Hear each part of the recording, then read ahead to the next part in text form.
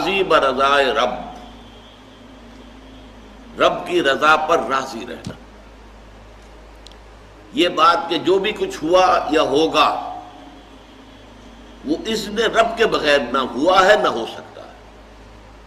یہ تو ایمان کا منطقی تقاضا ہے.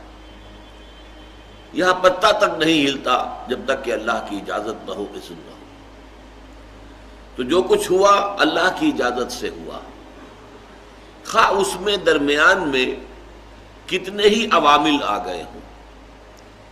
کسی نے اٹھا کر آپ کو پتھر مارا، لیکن یہ پتھر آپ کو نہیں لگ سکتا تھا اگر اللہ نہ چاہتا.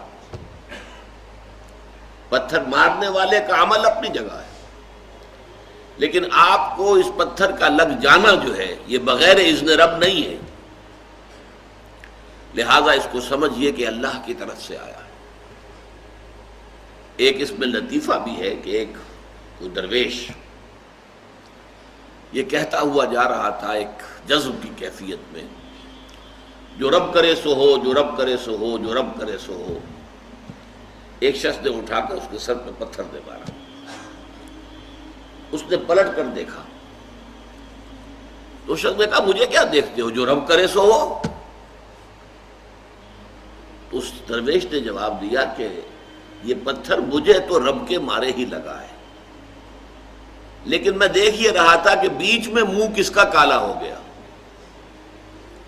کس نے اپنے لیے جو ہے وہ عذاب اللہ کا کما لیا. ورنہ مجھے بہرحال یہ پتھر لگا ہے تو اس میں اذن رب شامل ہے. اچھا، اب جو شے اذن رب سے ہو رہی ہے، بندہ مومن کا اگر اپنا تعلق اللہ کے ساتھ مخلصانہ ہے، اس میں منافقت نہیں ہے، اس میں ریا نہیں ہے، اس میں دھوکہ نہیں ہے، اس میں فریب نہیں، مخلص مخلصین لہ الدین،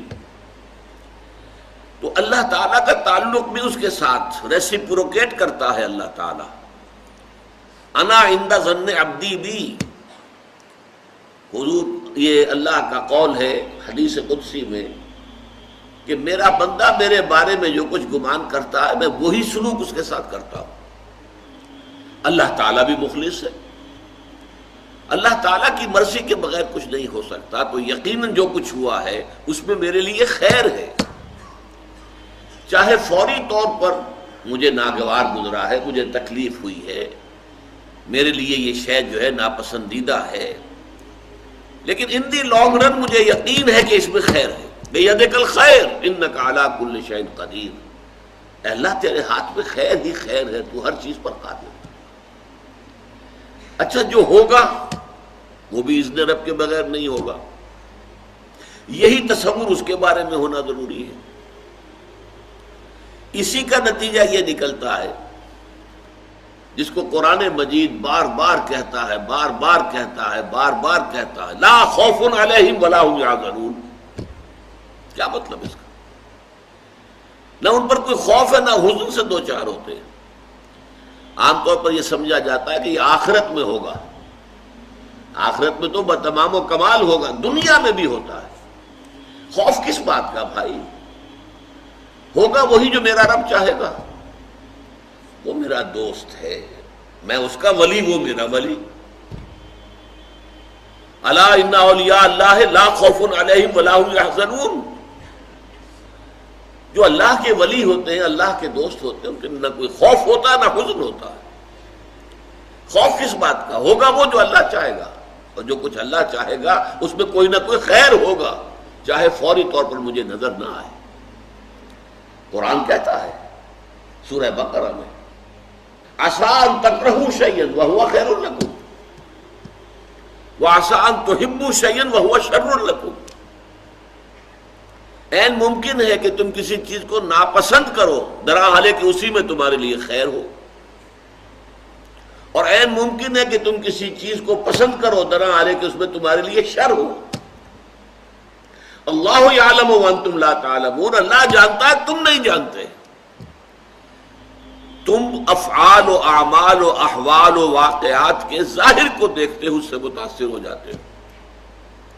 اس کے پردے میں کیا مشیت اذنی ہے، کیا ارادہ خداوندی ہے، اس کے پشت پر کیا چیز ہے جو اللہ تعالیٰ کو مطلوب ہے، یہ ہمیں نظر نہیں آتا. We are short sighted. ہماری نگاہ جو ہے بس کچھ دور تک جاتی ہے، اس سے آگے نہیں جاتی. لہذا افعال و اعمال و احوال و واقعات کے صرف ظاہر پر ہماری نگاہ ہے، باطن پر تو ہے ہی نہیں. لہذا ہم اس سے متاثر ہوتے ہیں. تو در حقیقت ایمان کا حاصل الا ان اولیاء اللہ لا خوف علیہم ولا هم یحزنون. اللہ کے دوستوں پر نہ کوئی حزن ہے نہ خوف ہے، کوئی سوال ہی پیدا نہیں ہوتا. اسی طریقے سے قرآن مجید جو ہے بلند ترین مقام جو انسان کا ہو سکتا ہے، اس کی تعبیر کے لیے الفاظ استعمال کرتا ہے رضی اللہ عنہم ورضوا عنہ. اللہ ان سے راضی ہو گیا، وہ اللہ سے راضی ہو گئے. یہ باہمی رضامندی ہے، دو